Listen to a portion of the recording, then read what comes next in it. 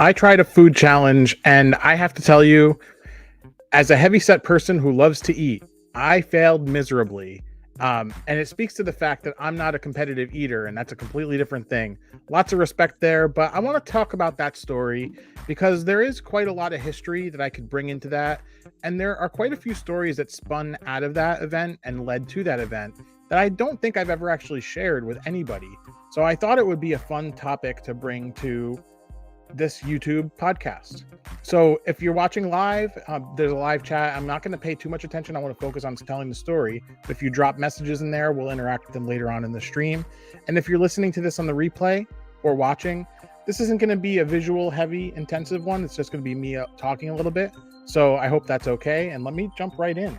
So if you Google search for Jerry Papandrea Graveyard Challenge, you'll come up with my blog post that is me doing the Graveyard Challenge back in 2011.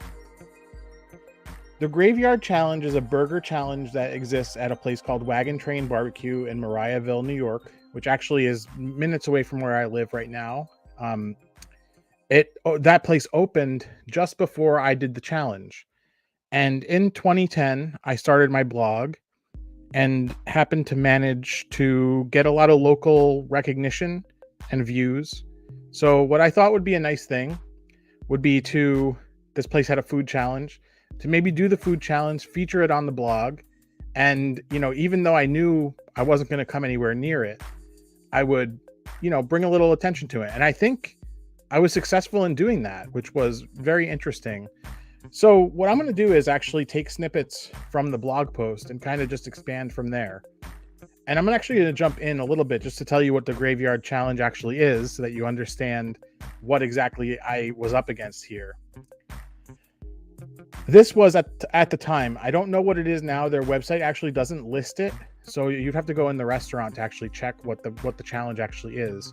So it says here, 1 pound burger, 8 ounces pulled pork, 8 ounces beef brisket, 8 ounces mac and cheese, 8 ounces coleslaw, 2 fried eggs, 4 pieces bacon, 4 pieces of cheese, onion tanglers, jalapeno bottle caps, KC barbecue sauce on a ginormous roll, served with french fries and onion rings, 5 pounds total. And the prize for completing the challenge, if you complete the challenge in under 30 minutes, the meal is free. You will also receive a t-shirt acknowledging the accomplishment, a front row reserved parking spot at Wagon Train, and your picture on the Wall of Fame. If you fail, your picture goes on the Wall of Shame and you'll be billed $24.99. Good luck and good eats. Now, I'm sure inflation has raised that price quite a bit over the years, but considering 5 pounds of food for $25, that ain't a bad deal, to be completely honest. When I did this challenge, it was on a Saturday, and what I wanted to do was hype it up through social media and the blog. So between my friends and, everything going on, we had rallied to get a lot of attention on it. Little did I know, the restaurant also hypes up whenever anybody is doing the challenge, especially if they announce it ahead of time. So the entire town of Mariaville, I think, came out to cheer us on. And here's how I started the post. I've been hyping this thing for the last month. Well, this past Saturday, I did it. Well, kind of. You guys already know I failed. I arrived at the Wagon Train Barbecue in Rotterdam, Schenectady around 1:10 p.m. on Saturday, 4/9/2011 to a thunderous ovation. No, seriously, people were jumping out of the back of their pickup trucks yelling, "Yeah, Jerry's here." My good buddy Rory was already there and also celebrated my arrival. And then I had to take a minute and pose in front of the sign. Earlier that morning, they posted the exact details of the challenge on Facebook. For those of you who have been living under a rock, meaning I was posting about this constantly. And that's a good time for me to kind of talk about what I had at Wagon Train before the challenge. So Wagon Train, this is the Graveyard Challenge. Wagon Train also has what they call a tombstone burger. It's a burger, which is a half pound, topped with American cheese, fried egg, bacon, pulled pork, coleslaw, and KC barbecue. Now you can see that's kind of the light, and I say light in air quotes, the light version of the Graveyard Challenge. where it's got a lot of the same flavors, but it didn't have like the fries and the jalapeno bottle caps and all that other stuff. So when I got there, until that night I had met some of the people who worked there, but the owner Rick had come up to me, and I'm going to continue the post here. I spoke with the owner Rick about what was in store for me. He said I was up against 3 other people, so they had actually arranged for other people to do the challenge. And I reminded him that I was indeed not, and that I was only competing against myself and the restaurant. Other people's progress didn't interest me, and he showed off the shirt that was designed for the challenge. Now, there is a link down in the show notes to the blog post that you can directly access it. So if you'd like to do that while you're listening to this, that's probably a good idea too. So at this point, people just started pouring in. Did I skip something? Oh, there was a man with a hospital identification bracelet, and he was decked out in tons of chains with newly dyed blonde hair. That's a visual for you. And a bunch of people from the neighborhood. When I say a bunch, it was a lot of people from the neighborhood. This was at the time a small place, and it was pre-expansion. So Wagon Train Barbecue has actually undergone an expansion where they have a pretty big dining room now. Before that, they had maybe a handful of tables, maybe 6 or 7. And we were taking up pretty much the entire restaurant with this challenge. There's some pictures of some people who had shown up, including Brian G, Nick, Rory, somebody Brian G was seeing at the time, who I couldn't care less about. Will and his wife. A couple of people, Adrian and Chase. I don't remember what happened to them over the last 12 years. It's kind of interesting how people kind of diverge in social media. Metal Frog and Dorina. Metal Frog loves the Graveyard Challenge. It's one of his favorite stories from the derryx blog days. Roz was there, and this was right around the time where my wife and I were just started seeing each other. So Cassie was there to egg me on, and Roz, who's been there since the beginning of the blog, she brought a food scale so we could see how epically I actually did fail. The other challengers also arrived. One guy was hyped as a guy who drinks a case of beer a day and hadn't drank in 2 days in preparation. There was another kid that nobody really said anything about. And the last challenger is an important player in this story.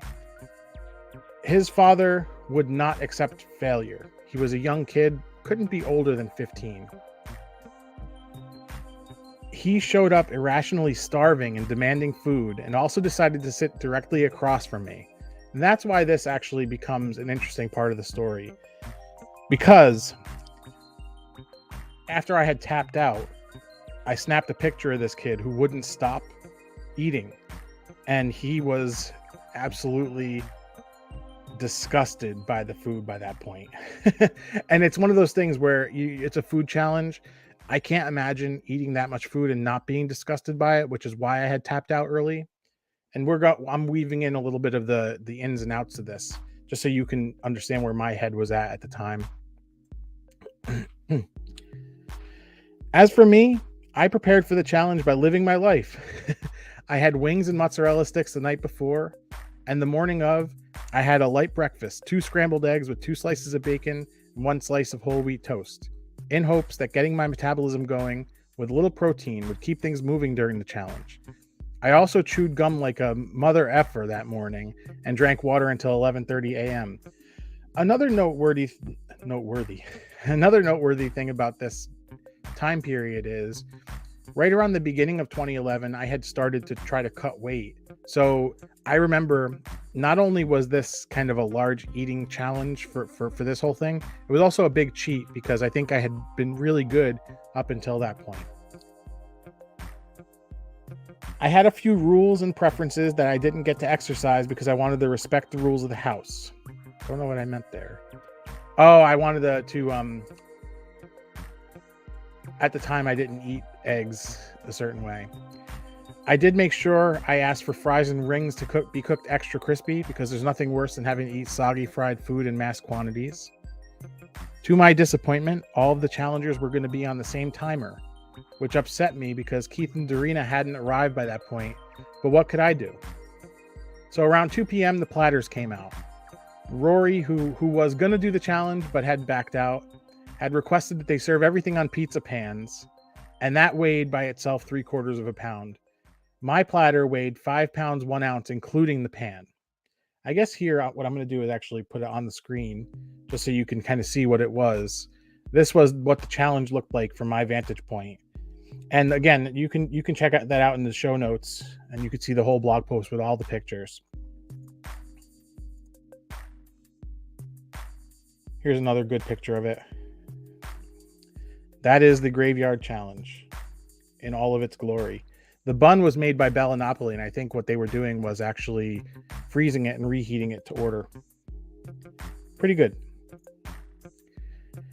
So then the kid, and here's the facial expression of the kid. This was his face for the entire challenge, which is I think part of what psyched me out from doing it.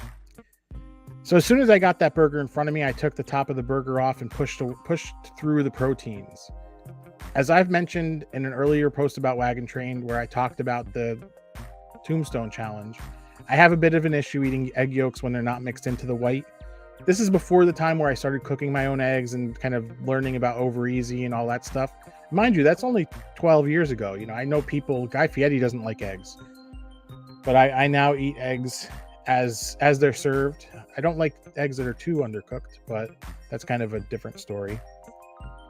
So I'm eating through this thing with a fork. I know I was eating brisket, pulled pork, pulled chicken, onion tanglers, jalapeno coins, and there was a lot of bacon on there, I remember. Before I got to the eggs and the beef, I took an onion ring every here and there, but the eggs was kind of the one thing that was psyching me out about actually eating it. I have a picture of the overhead that was the thumbnail for this video or podcast. When I got to the egg, I pulled out that salt shaker and I went to town. And about the 25-minute mark, now mind you, 30 minutes was the time limit, I was still looking at a whole lot of burger. And around that time, the owner announced that he'd give us another 15 minutes. So he had extended it 10 minutes to complete the challenge. So let's back up. Because I wasn't paying attention to exactly what was going on with the other people, because you know you got 5 pounds of food in front of you, so you got to focus on that, because this is not only at this point a challenge, it's also performance, because you have people rallied around you. I had friends there, the entire town was there. So around the 10-minute mark, I was told that the beer drinking guy already gave up and left. And I watched the kid nobody knew anything about get up and run to the bathroom, and actually he had regurgitated his entire meal by that point. Not the kid sitting across from me, the other kid, the kid nobody cared about. And all the while, I'm just eating at a comfortable pace, continuing to enjoy every bite, while that kid in front of me was literally filling his cheeks. This kid, he was really going to town on this challenge. So at the 25-minute mark, when he announced it was 15 more minutes, I knew there was no way it was going to happen. So I just scraped away the egg and I just dug into the burger and slaw for the remainder of the time, just so that I could say I tried everything. And I also had brought my WCW title spray painted with NWO that my brother gave me to there. And I declared myself the champion, which I think that my guests didn't exactly find to be, they didn't appreciate that part of it, but who cares? You know, the whole idea here is we're trying to have fun and we're trying to bring attention to a place. So at the 30-minute mark, I had kept eating and the pace slowed, and the food at Wagon Train, and this is kind of the main theme of this, because Wagon Train actually has suffered a fire last week, and this is not to put them down in any way. In fact, no food from Wagon Train Barbecue should be associated with any kind of being ill. So you shouldn't eat to the point where you get ill, because the food is very good. But apparently the fire that they suffered kind of knocked out a lot of Schenectady's power, but they're back up and running, which is amazing.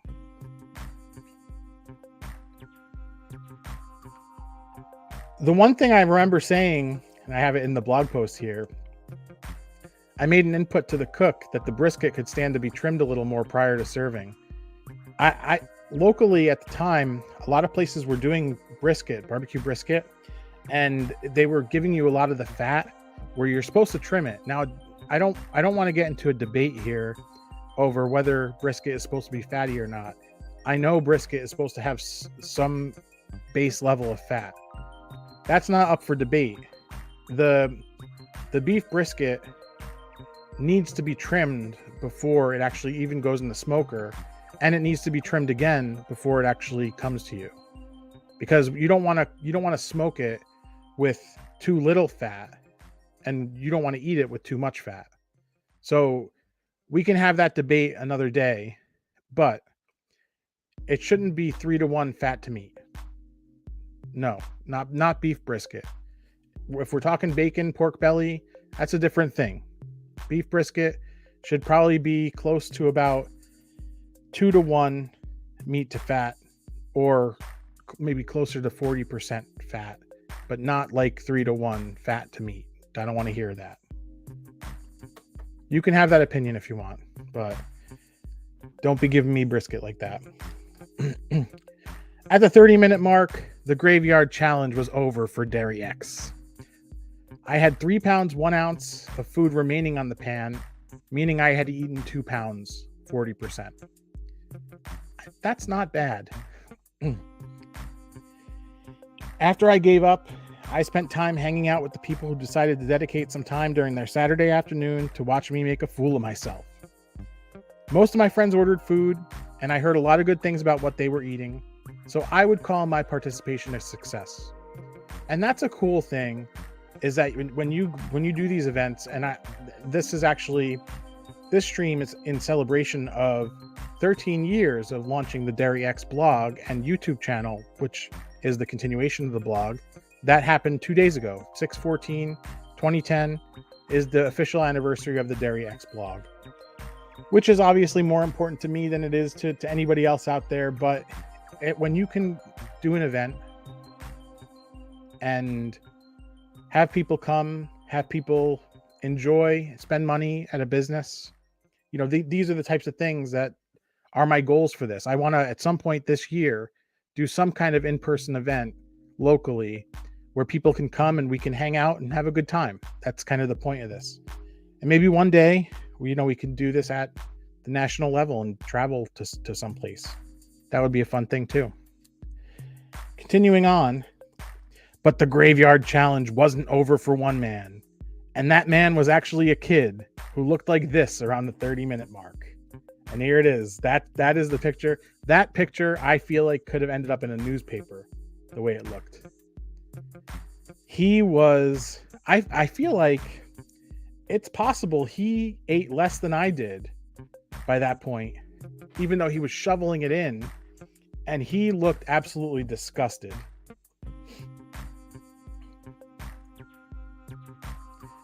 This kid wouldn't give up. His father was even whispering some very Cobra Kai things into his ear. Mind you, I wrote this in 2011 before the Cobra Kai, reboot. Continuation, it's not a reboot. Television show. Things like, you're the only one who's ever going to finish this. And second place is no place. And the enemy deserves no mercy. I made the last one up. Well, I didn't make it up. I took it from Cobra Kai. But even he couldn't take down the graveyard. After about an hour, he gave up with 2 pounds remaining in the pan. And by that point, I was enjoying a freshly baked brownie.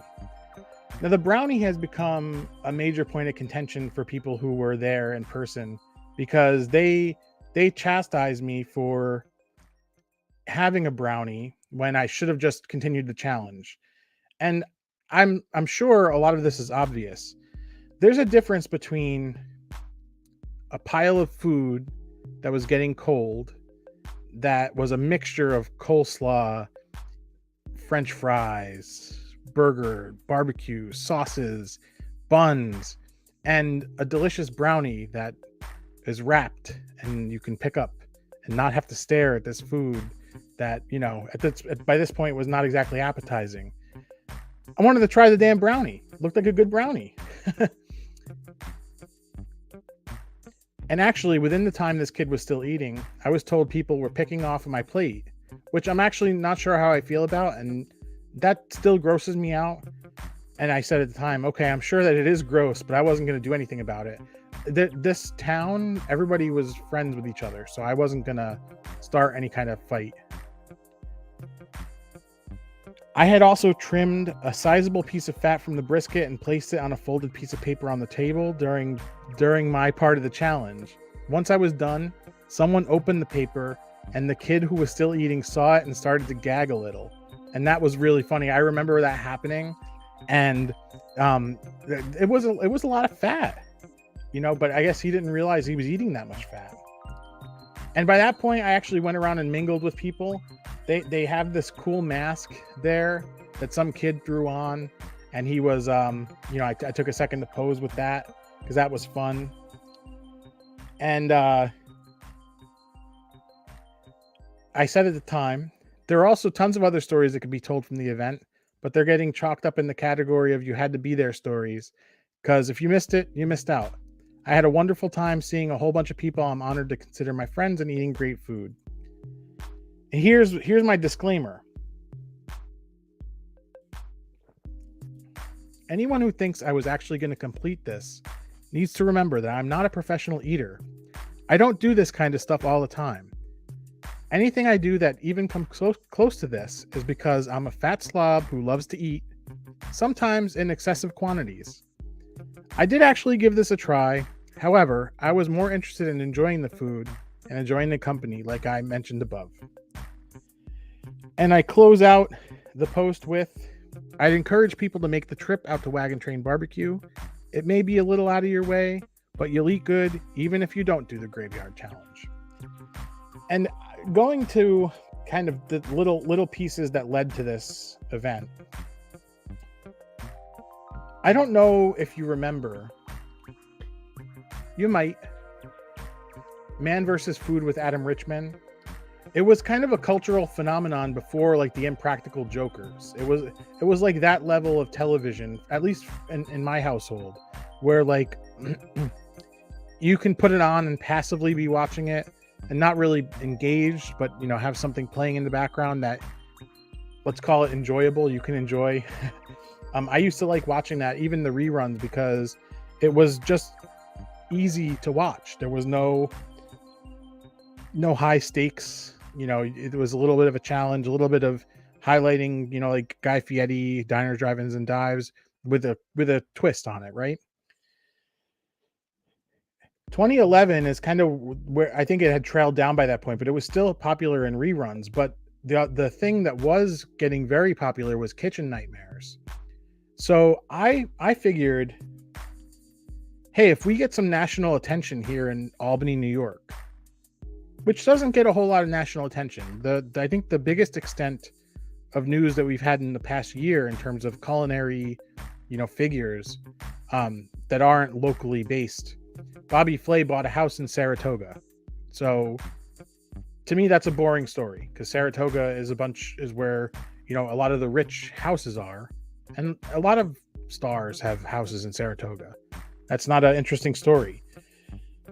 But somebody like Guy Fieri or Adam Richman coming to Wagon Train to do the challenge would be something. And at the time, Google search results were big. So, maybe I overestimated how much reach my blog had. But I figured even if I wasn't, every little bit can help. So if they're starting this graveyard challenge and I'm one of the people who failed at it, then why not give it a shot? And I'm forever on the wall of shame. I remember actually, I used to go for lunch with one of my coworkers. Probably a story I shouldn't tell, but this is years ago, so maybe the statute of limitations has passed here. But we used to drive out from work. We work in Guilderland, and Mariaville is probably a good 25-minute drive away. So the drive there and back would have been a lunch break, let alone the amount of time to order food, eat, chit chat. We probably were taking 2-hour lunches at the time, but we were working hard and we were working overtime. So that's my defense. But I'd go back with my friend Ryan, who's since passed away, and not because of the food at Wagon Train Barbecue. That's a different story for another day. But I remember going back and actually putting my logo sticker, the derryx, logo over my picture. They have my picture up on there and actually have it laminated. So I'm one of the bigger pictures that's on the wall of shame. And I was probably the third or fourth person on the wall of shame. And I've come to find out through YouTube recommendations that the challenge has been done multiple times, including by Randy Santel, who is like a competitive eater. He's up over 1,000 challenges at this point. He goes to places and these are things that you look at and you're like, nobody can ever eat that. Whereas the Wagon Train challenge is definitely, I would say, doable for somebody who actually is a competitive eater. I'm just not, I can put away half a pizza, no problem. Probably more than half a pizza, really, if push came to shove. But I ain't the guy to do a 5-pound burger and fries, man. That's just not my thing. But I remember that day, everybody was really encouraging, and I remember Metal Frog just being completely out of his element. So Metal Frog is also from a suburb area, but the suburb, Mariaville, is not a suburb at all. It's literally country. So you have to drive through Rotterdam, which is kind of city-ish, and then you kind of cross over this bridge, and then this area is like wide open. It's a very interesting area. It kind of reminds me of the Schoharie Valley, and you're kind of moving in the direction of the Schoharie Valley. So that kind of, I guess, explains that. But yeah, the Wagon Train challenge. Dare me to do it again. Now that we have YouTube to promote it, I tried to do a little research on it, and it doesn't seem like a very popular thing that'll get promoted. So I guess I would have to have an interesting angle, but I will at some point feature the food from Wagon Train Barbecue. Somehow I got to come up with a story. Looking at their menu, I can pull this up actually. I can link it, or you can search it. But they actually have a couple of other burgers. They have a Wyatt Earp burger, American cheese, beef brisket, coleslaw, barbecue, garlic, jalapeno mayo. That sounds good. A couple other burgers, rodeo burger. I love the Burger King rodeo burger. Burger top of the American cheese, bacon, onion tanglers, and KC barbecue. But they also post like pastas. The menu at Wagon Train is pretty interesting. I got to get there, and there's really no excuse other than it's been a topic that I haven't been wanting to kind of burn through for like typical content. I want to make it more of a feature, a hero video, I guess is the right way to phrase that. You have you can go through the videos on my channel and you can see there's the buckets that are, I don't want to say throwaway because that's not the right word, but like something where I cover a topic and it's just meant to stand alone as it is, and others where I go into a little more depth. Ones that come to mind are the Melba mozzarella one, where I picked the foodie favorite, Ralph's, and against my favorite, which the foodies don't seem to like very much, and I put them head to head. That's kind of more of a concept video. Or like eating the best mini hot dogs in the area, finding the best mini hot dogs in the area. That goes a little bit like a layer deeper than here's the food from a place and here's my reaction to the food. So I want to do something a little bit more in depth at Wagon Train, and that might be getting into the kitchen with them and seeing what they do.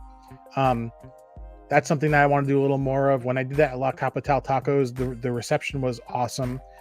They had shared that video out with people, and people within their circle were commenting on how great the video was. So I really love to hear that. And I know that type of in-depth behind the scenes is more interesting in a video because I watch videos like that. So I want to be making more videos like that. But also the on-location stuff for me is also really, really fun. I like taking experiences from when we go on vacation, whipping them into kind of a recap, and sitting here and talking to you about it. I like those videos as well. Nothing wrong with those either. But it was fun reliving the Wagon Train Barbecue Challenge here today. There are other episodes of the derryx Dines podcast, and I'm going to try to be weekly about it. So If you're watching, there will be something on the screen for you to click right now that I'm sure you'll love. In fact, last week we did a spicy challenge, which if you missed, click on it. It's a good one. And that does it for this episode. Reach out on social media if there's something you want to see me check out. Thanks a lot, and enjoy your day.